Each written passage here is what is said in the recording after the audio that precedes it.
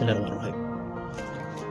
খুব গুরুত্বপূর্ণ একটা টপিকস নিয়ে কথা বলবো, সেটা হচ্ছে আমাদের পিতামাতারা বর্তমানে যে বিষয়গুলো নিয়ে সবচেয়ে বেশি চিন্তিত থাকেন, তার মধ্যে উল্লেখযোগ্য বিষয় হচ্ছে আমাদের সন্তানরা পিতামাতার কথা শুনতে চান না, বা অবাধ্য সন্তান হিসেবে আমরা বলি।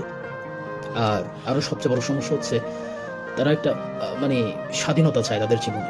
অল্প বয়স হলেও তারা স্বাধীনতা কিন্তু খুব ভালো করে বুঝতে পারে, তো সেটা চায়।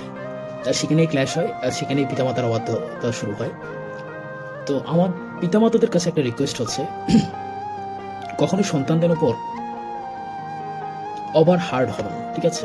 সন্তানদের সাথে যতটা বন্ধুত্বের সাথে মিশতে পারবেন, এই বন্ধু বলতে আবার সেই বন্ধু না যে সন্তান পিতার গায়ের উপর হাত দিয়ে করলো, ফ্রেন্ডদের সাথে যেভাবে করে আর কি। এই বন্ধু বলতে সেই বন্ধু মনস্তাত্ত্বিকভাবে বন্ধু হয়ে উঠতে হবে। তাদের রেসপেক্টের জায়গাটাতে একটা সূক্ষ্ম কাজ থাকবে, যে জায়গাটা তারা কখনোই পিতামাতার সাথে কম্প্রোমাইজ করবে না বা বেদ করে আসবে না। তারা সবসময় তারা বুঝতে পারবে তারা আমার সিনিয়র পিতামাতা, যাই হোক, সেই একটা বাউন্ডারি থাকবে, স্বচ্ছ কাজ, যেটা হচ্ছে এই পাশ থেকে দেখা যাচ্ছে যেটা হ্যাঁ আমি মনে হচ্ছে ধরে ফেলবো, বাট ধরতে পারবো না। অর্থাৎ রেসপেক্টের জায়গাটা খুব স্ট্রিক্টলি মেনটেন থাকবে। তার পাশাপাশি আবার বন্ধু হয়ে উঠতে হবে, যাতে তার মনের সকল সমস্যা সম্পর্কে পিতামাতার সাথে শেয়ার করতে পারেন, কথা বলতে পারেন, ভয়ে সেটা ফ্রেন্ড সার্কেলের সাথে শেয়ার করতে না হয়। বা হয় না, আমাদের বয়সের সাথে সাথে নানা রকম সমস্যা তৈরি হয়, অনেক কিছু জানার আগ্রহ থাকে, অনেক কিছু বোঝার বাকি থাকে। তো সেই বিষয়গুলো যদি আমরা পিতামাতার সাথে শেয়ার করতে না পারি, তখন ছেলেমেয়েগুলো আসলে বাহিরে বন্ধু পাতায় বা ফ্রেন্ডশিপ হয়ে নানা রকম সমস্যা তৈরি হয়। আর সবচেয়ে বড় কথা হচ্ছে, একটা বিষয় হচ্ছে যে ওভার হার্ডনেস দেখানো না দেখানো। আমাদের পিতামাতাদের উচিত হচ্ছে তাদেরকে যতটা সম্ভব বন্ধুসুলভ ইসলামিক মাইন্ডের করে গড়ে তোলা।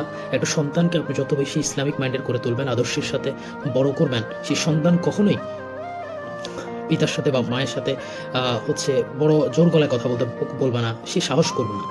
তার কারণ তার মাইন্ডে এটা থাকবে যে আমার পিতামাতার মায়ের পদতলে সন্তানের ব্যস্ত, তারা যদি আমাকে ক্ষমা না করেন তাহলে আমার দুনিয়া আখিরাত সব ধ্বংস হয়ে যাবে, ঠিক আছে? এই বিষয়গুলো যত বেশি তাদের অন্তরে ঢুকানো যায়, যে আর পৃথিবীতে আমি যাই করি না কেন আমি পিতামাতার অবাধ্য হতে পারবো না, তাদেরকে হার্ট করা যাবে না। তাদের একটা চোখের পানি, এক ফোঁটা চোখের পানি পড়বে, আমার শেষ সব কিছু। তারা যদি ক্ষমা না করেন আমার দুনিয়া অন্ধকার।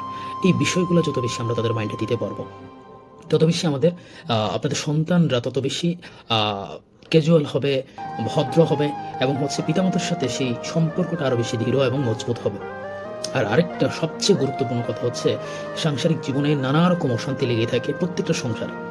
তবে কখনোই চেষ্টা করবেন আপনাদের সাংসারিক যে ঝগড়া বিবাদ ফাসাদগুলো আছে, সমস্যাগুলো আছে, কখনোই সেই কোমলমতি সন্তানদের সামনে না করে, সেই ঝগড়াগুলো না করে নিজেদের মতো করে পার্সোনাল যে রুম আছে সেইখানে আপনারা সেগুলো কি করবেন, কন্টিনিউ করবেন।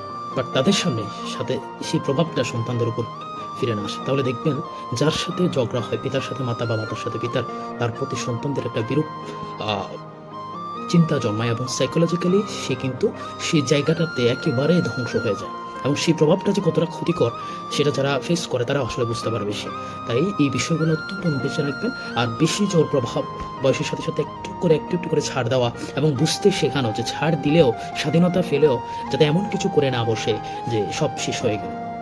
তাই সন্তানদেরকে ছোটবেলা থেকে একটা আদর্শিক উপায়, ওই যে একটা কথা আছে, আপনি যত বেশি ইসলামের সাথে কানেক্টেড রাখবেন, যত বেশি রেসপেক্টটা তৈরি করা যায়, যে এইটা করলে আমার পিতামাতার ফেস লস হবে, আমার পিতামাতা শেষ হয়ে যাবেন, তাদের মান সম্মান নষ্ট হবে, ক্ষুণ্ণ হবে, এবং সেই মান সম্মানটা যে কতটা গুরুত্বপূর্ণ সেটা তাদেরকে বোঝাতে হবে। এবং ধীরে পরিমাণ একটা মেনটেন এর মধ্যে রাখা, যে বুঝতে শেখানো যে মানুষের মতো মানুষ হওয়াটা কতটা জরুরি। সেই বিষয়টা যখন সে ধীরে ধীরে অনুধাবন করতে পারবে, ফিল করতে পারবে, তাকে আর জোর করতে হবে না, ঠিক আছে?